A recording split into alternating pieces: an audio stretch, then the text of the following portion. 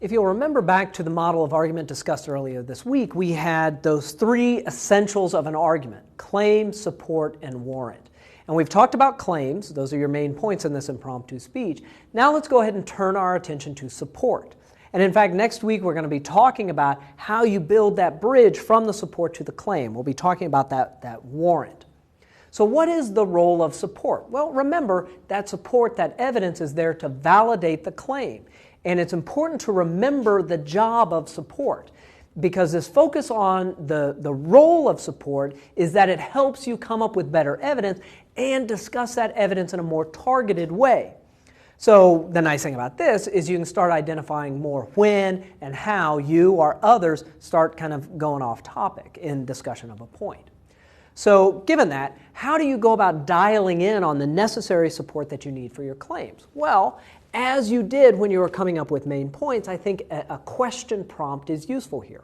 So as you look at your claims that you've prepped there, you look at each one and you say, well, what knowledge or experience am I basing my belief on here?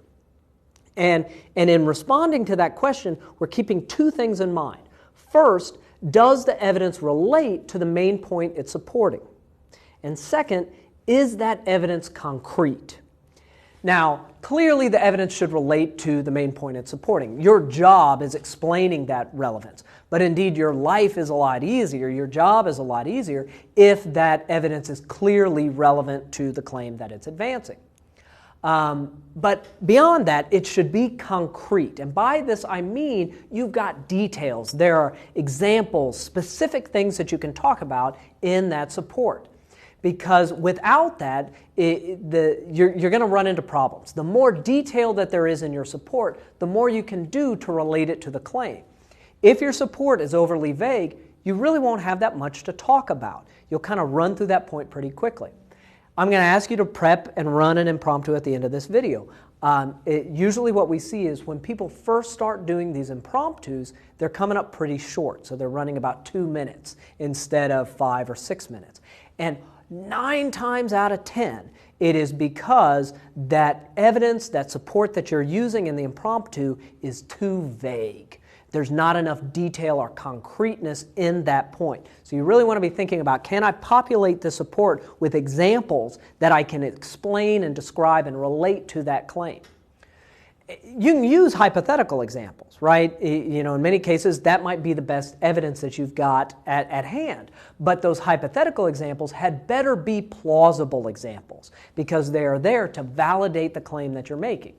So what I'd like to do as a way of sort of demonstrating and talking about evidence in an impromptu speech is I'm just going to go ahead and compose and deliver a single point from an impromptu. I'll actually do another full impromptu next week, but for this demonstration, I've chosen this as a thesis statement. MOOC providers like Coursera, edX, so on and so forth, should not pressure universities to award credit for MOOC classes. And the reason I'm going with this example is I want to use an accessible example for this class. You may not have a deep investment in this topic, and that's fine.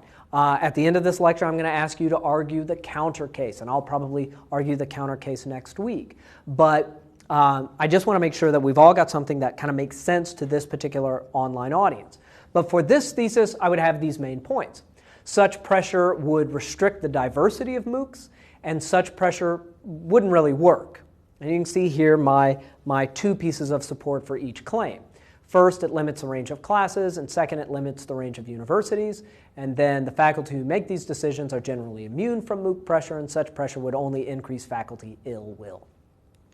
So I'm just going to perform from the introduction all the way through the first main point.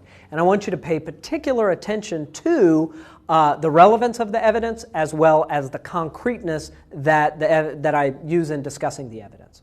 So let me go ahead and do this short impromptu on that thesis statement. I'm pretty invested now in the discussion around MOOCs. I've taught a MOOC, I've taken MOOCs, I've written on MOOCs.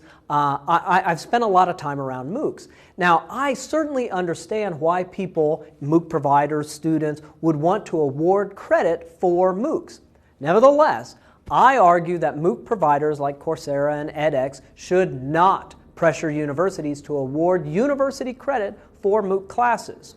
And I think there's a lot of reasons for this. Two particularly stand out to me. One is that such pressure would restrict the diversity of MOOCs, and that's a bad thing. But beyond that, I don't actually think this pressure would work, and so it's kind of unnecessary to do it even in the first place. But let me turn to this idea that pressuring for credit would restrict the diversity of MOOCs. I don't think this is where we want to be moving. I think it would restrict the diversity of MOOCs because it would limit the range of classes that are available online, and it would probably limit the range of universities that are willing to participate in MOOCs. So how would it restrict the diversity of classes? Well, there are a lot of classes that I can think of that don't operate on a credit basis. So the public speaking class, the public speaking MOOC, does not operate on a credit basis.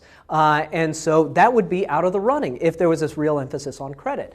And the public speaking class is not alone. There are a lot of humanities classes where it's going to be skill development or music classes, and those classes would not be welcome if there was such a heavy emphasis on credit. And that would restrict their diversity of online offerings.